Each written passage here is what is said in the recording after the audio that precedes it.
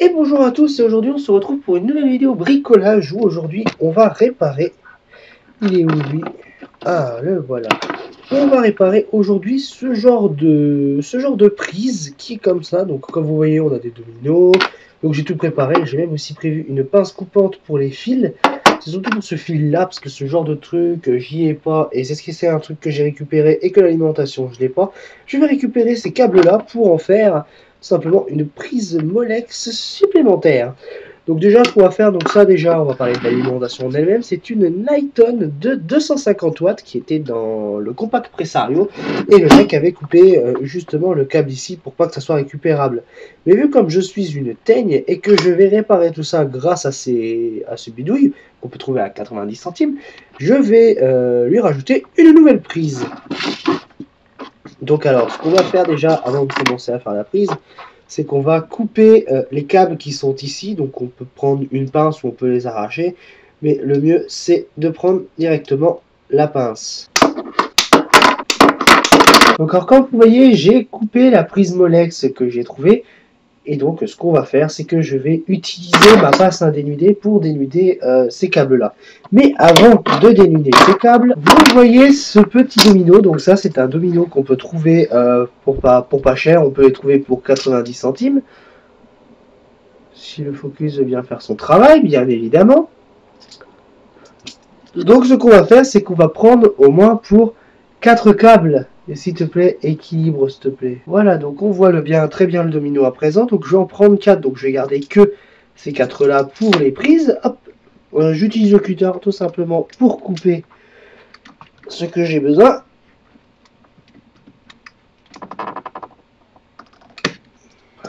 Après ça, si on voit qu'on peut couper, on a juste à flexibiliser comme ça et à le retirer comme ça. Donc alors ensuite, je vais prendre mon tournevis que j'ai laissé je sais pas où. Parce que... Oui, ah oui, aïe, putain, ta mère. J'ai fait du mal à cette pauvre alimentation, parce que j'ai besoin de la prise, et que c'est pas évident. Donc voilà la prise qu'on va dénuder un tout petit peu pour que ça passe dans les câbles là. Et on peut voir que oui, ça va passer très largement. On va les dénuder un peu, et les autres après, on les mettra de forme à que ça soit bien raccord. Mais avant, on va dévisser, on va ranger quand même votre lame de cutter quand vous n'avez pas de sécurité, si des fois elle n'a pas de sécurité. Mais là, on va déjà dénuder les premiers câbles. Donc, je vous ai pas fait voir le dénudage parce que j'ai complètement oublié d'y filmer. Donc, hop, ça, on va y retirer. Quand vous filmez, vous utilisez ce que vous avez à dénuder là, exactement, et vous testez en premier lieu qu'est-ce qui va. Donc, moi, j'ai choisi le point 1,5 pour le faire. Hop.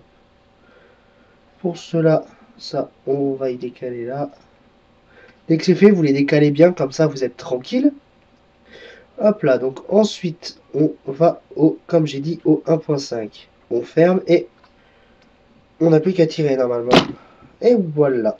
Hop, je mets le truc sur le côté. Et ça me fait, comme vous le voyez ici, un beau petit câble. Si vous le voyez bien. Vous voyez un beau petit câble ici. Ouais, voilà, ça va mieux comme ça. Le truc commence à se barrer, ça pour le faire. Donc alors, je vais me mêler du rouge maintenant. 1,5 aussi.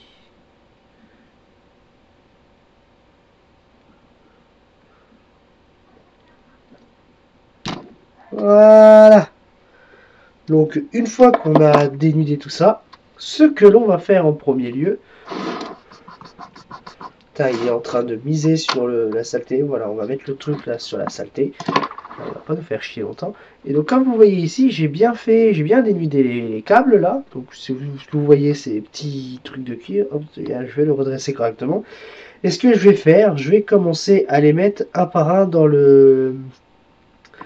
tout simplement dans le domino. Donc ce que je vais faire, je vais prendre mes petits tournevis de précision. Et donc ensuite, ce que je vais faire, je vais mettre fil par fil, tout simplement. Pour pas me faire chier. Alors...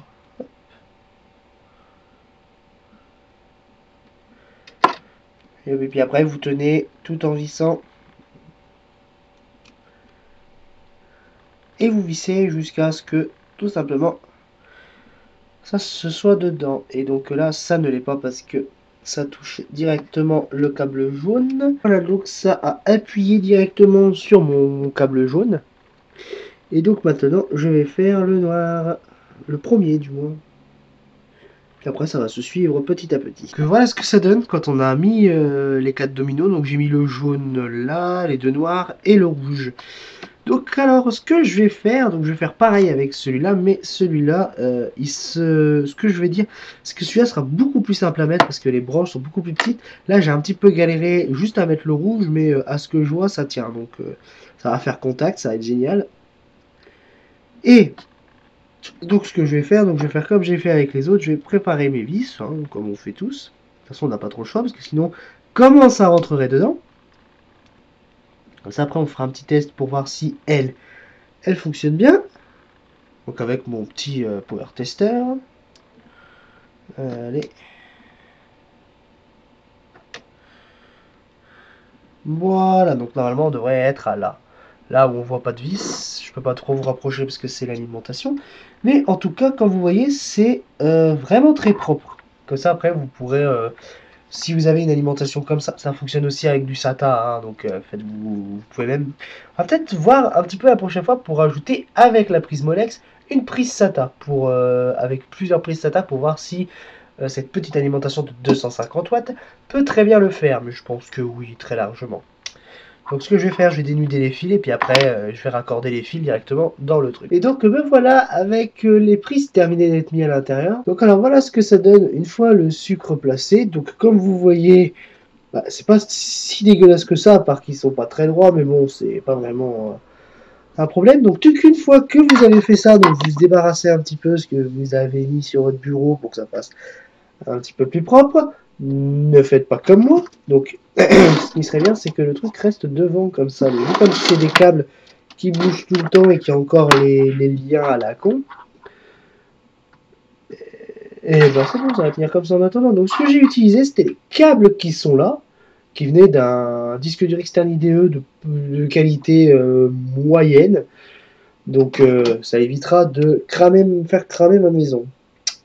Donc, alors, ce qu'on va faire, on va tester cette alimentation avec un truc que je pense que vous connaissez peut-être déjà. Bon, c'est un petit truc testeur comme ça. Donc, ce que je vais faire, je vais connecter le truc comme ça qui va là. Hop, je vais le connecter ici comme ça. Au moins, on verra si ça fonctionne bien. Ensuite, ça va de ce côté-là. Voilà. Et celui-là. Et ben, on va le mettre là. Donc ce que je vais faire, je vais aller brancher la prise du truc. Juste que je sache où elle est. Ah, elle est là. Non, c'est pas toi que je veux. Bon, je vais me déplacer.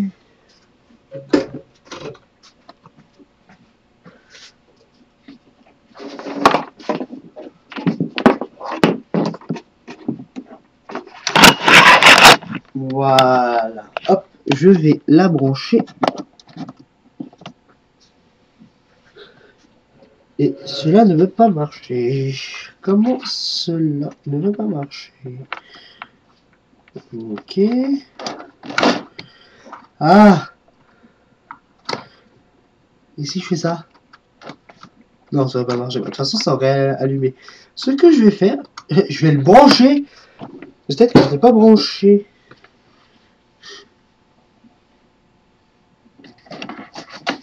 Ouais, je ne l'ai pas branché. Eh ben, je vais le brancher. Hop là. Voilà, c'est fait. Alors, eh ben, vous pouvez voir que ça fonctionne en fait.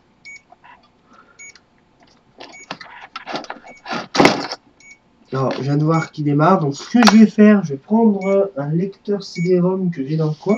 J'en avais un dans le coin, j'en ai fait quoi?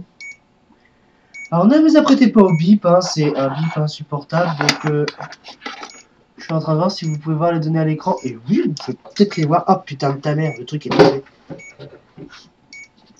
Hop, attendez. Je reprends le micro-cravate quand même.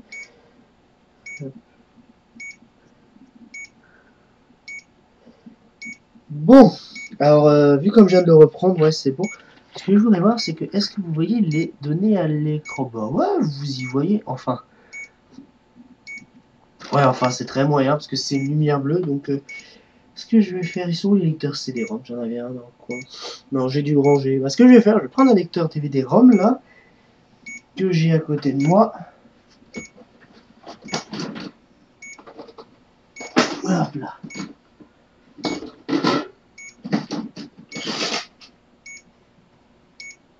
Et hop là, donc ce que je vais faire, je vais connecter directement le truc dessus.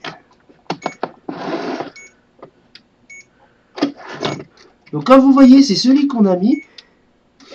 Et j'ai fait... Oh, le truc est sorti, merde.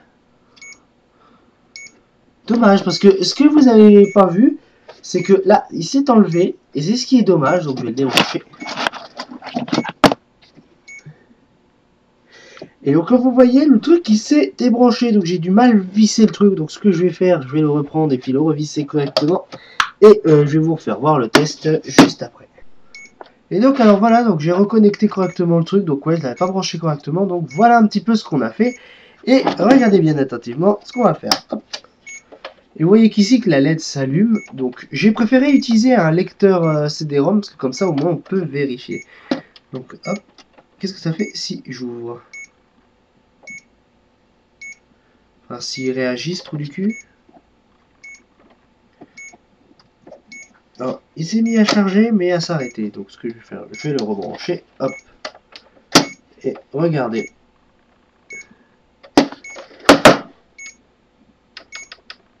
Ok. Alors, ça a marché hors caméra, mais là, ça ne veut plus marcher. Pourquoi tu ne veux plus marcher, mon petit? Bon, bah alors, vous avez vu que ça a marché, mais pas un temps. Donc, je pense que ça doit être le testeur en lui-même. Ah, ouais, effectivement. Si je retire le truc, ça fait 40 millisecondes. Hop, pourtant, quand je l'ai testé la dernière fois, ça fonctionnait très très bien. Hop, on va remettre lui là. Hop là. Et voilà, donc comme vous voyez, ça c'est le premier. Le premier marche très bien, hein, mais on va utiliser le deuxième.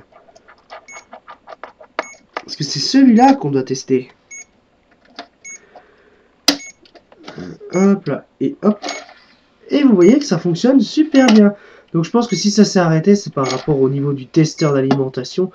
Et comme vous voyez, ça marche super bien, quoi. Donc vous n'avez pas à vous inquiéter, vous pouvez faire ce genre de truc chez vous. Hop, hop. Et hop, vous voyez, je bouge le truc là. Et ben ça vous le voyez de toute façon, je bouge le truc. Et ça permet aussi de faire charger le truc. Donc voilà, donc si vous voulez réparer. Mais je vais garder cette alimentation, on testera ça hop, sur du SATA. Donc bon, hop, je vais débrancher. Donc alors, vu comme on vient de tester un petit peu ce truc avec un domino, et bah si ça vous a plu ce genre de vidéo, bah j'en referai d'autres. Et je pense que la prochaine fois je ferai avec un câble SATA, si on pourrait rajouter avec la prise Molex une prise SATA en plus. Pourquoi pas, parce que c'est une petite alimentation de 250 watts, donc je pense qu'on peut rajouter au moins peut-être 2 disques durs en SATA ou tout ça. Donc ce que je ferai, je testerai cette alimentation comme ça pendant un certain temps avec un PC. Que je vais garder cette alimentation en guise de test. Comme ça, je pourrais tester un petit peu beaucoup de trucs avec cette alimentation. Donc en tout cas, j'espère que cette vidéo vous a plu. Donc ça n'a pas été super long, même si je devrais m'organiser pour la prochaine vidéo et tester avant de faire. Et je vous dis à la prochaine pour de nouvelles vidéos.